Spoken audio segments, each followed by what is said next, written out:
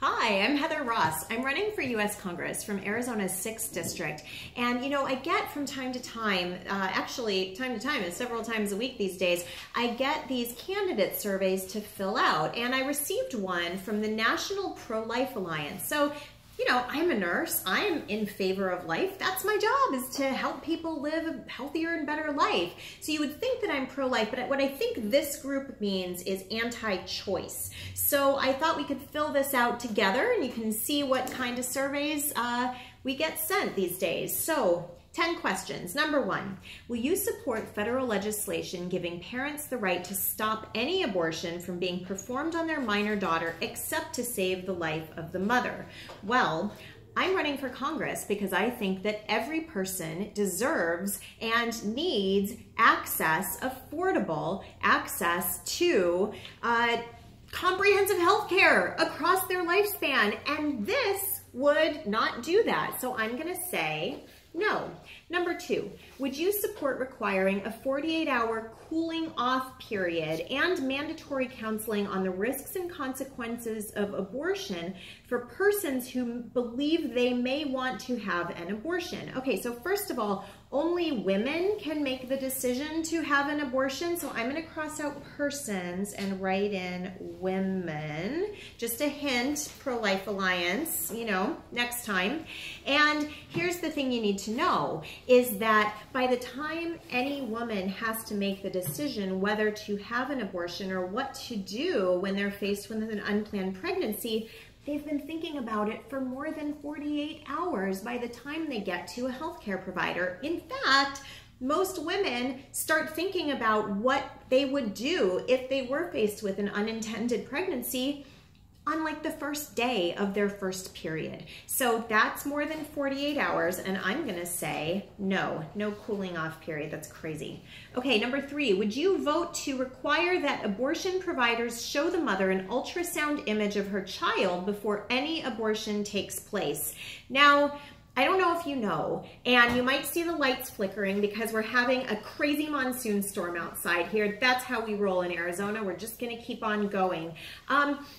When you have an ultrasound for a very early pregnancy, when you're talking about an embryo, that actually requires a transvaginal ultrasound. Now, I can tell you from experience, a transvaginal ultrasound is quite invasive and not in any way comfortable. And for women who have experienced trauma, certainly we wouldn't want to force them to undergo a traumatic and uncomfortable procedure. So I'm going to say no ultrasound image. Number 4, will you support legislation to outlaw so-called sex selection abortions? So they do provide, I'm not sure 100% what they think they're talking about, so I'm going to look at their handy explainer on the back here, where they say that female victims of abortion outnumber baby boys by as high as a 3-to-1 margin, a statistic ignored by many self-styled feminist pro-abortion advocates.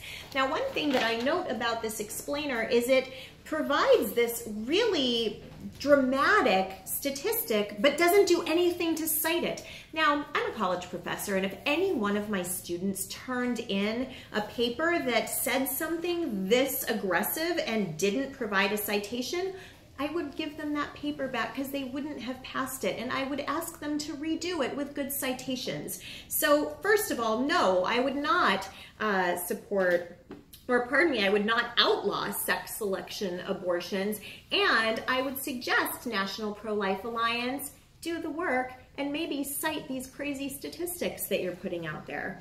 Number 5, would you vote to prohibit the U.S. government from granting any public funds to groups that perform abortions? Oh, you mean like Planned Parenthood that provides comprehensive women's health care and STD care and contraception, and does the work to prevent more abortions every year than any anti-choice group ever will? Absolutely not. No. Number 6, should the federal government bar the distribution of, quote, home abortion drugs like RU-486? Do you mean prevent the distribution of drugs that have a demonstrated medical benefit and have been cleared by the FDA? No, we should not bar the distribution of drugs like that. All right, number 7, will you support nominees to the United States Supreme Court and the lower federal courts who will uphold the constitutional right to life of every human person, born and unborn? Haha, trick question. Members of the House of Representatives do not vote on nominees to the U.S. Supreme Court or on federal judges. So I'm going to write in not applicable. Better luck next time.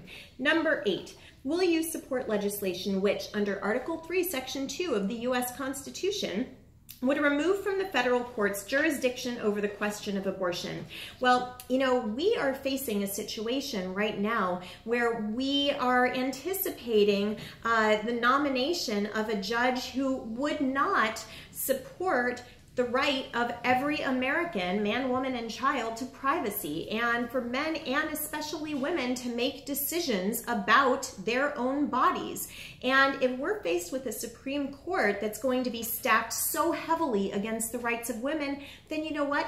Maybe we should pull this out of the Supreme Court. It's already been decided. It's already in the Constitution, the right to privacy. So you know what? I'm going to say maybe. Let's see how this nomination process goes. Number 9, would you support and co-sponsor a Life at Conception Act defining that life begins at the moment of conception, thereby resolving for all time, as stated by the Supreme Court in Roe v. Wade, the difficult question of when life begins?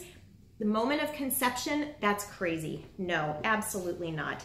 And number 10, will you support an amendment to the U.S. Constitution banning abortion except to save the life of the mother? Wait, do you mean supporting amendment to the U.S. Constitution that would take away the rights of women to make decisions about their own bodies? Absolutely not. No.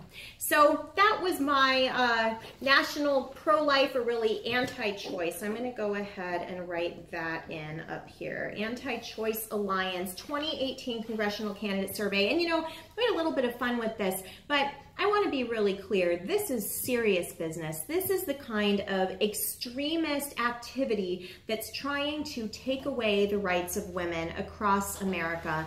And this is just one reason that I'm running for Congress, to make sure that every person in America has the right to make decisions about their own body. Thanks for joining me. I'm Heather Ross.